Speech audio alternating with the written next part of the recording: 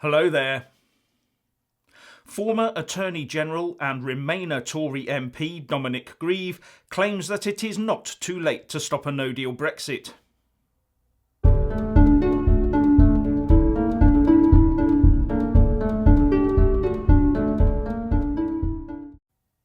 Talking to Channel 4 News, Dominic Grieve said that claims by Dominic Cummings, the new advisor to Boris Johnson, that a no-deal Brexit could not be stopped were wrong.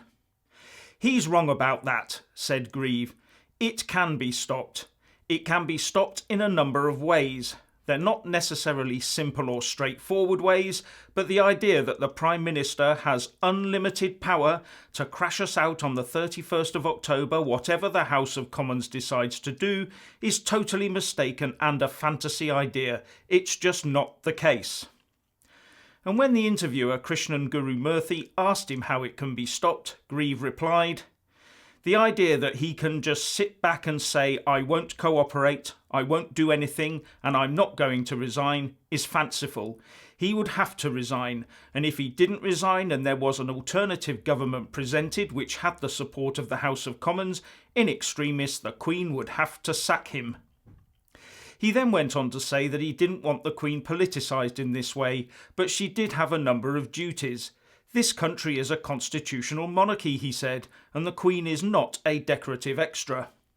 And one of her prerogative powers, he said, was that of appointing prime ministers and getting rid of prime ministers who no longer have the support of the House. Now, although I'm not a qualified lawyer, I would point out that under the Fixed Term Parliament Act there is already a legislative way of getting rid of prime ministers. A vote of no confidence, followed by 2 weeks for the Prime Minister to regain the confidence of the House of Commons, and if not, a general election is called.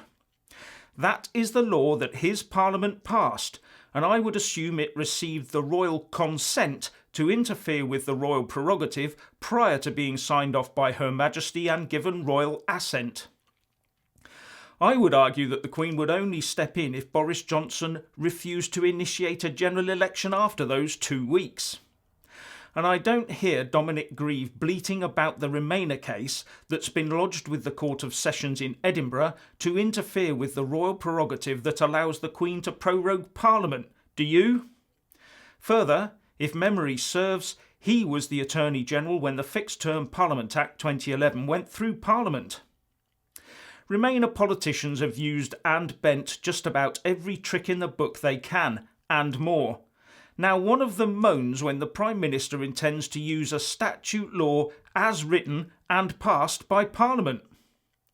Now, Dominic Grieve knows that if Boris Johnson loses a vote of no confidence and stays for the 2 weeks, without MPs voting to overturn that vote of no confidence with a vote of confidence, then Boris can go to the Queen and ask her to prorogue and dissolve Parliament by royal proclamation for a general election in accordance with the Fixed Term Parliament Act. And Dominic Grieve also knows that once that's done, all MPs cease to be members of Parliament. But all ministers, like the Prime Minister, retain their jobs until after the general election is complete and the leader of the winning party is asked to form a new government by the Queen.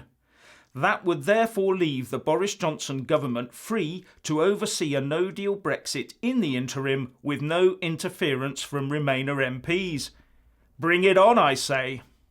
Anyway, what do you think? Please share and comment, and thank you for watching. Please do like and share this video, and also subscribe to my channel. And when subscribing, please do remember to press on the little bell next to the subscribe button. That way you'll get an alert every single time I put up a new video. Thank you very much for watching.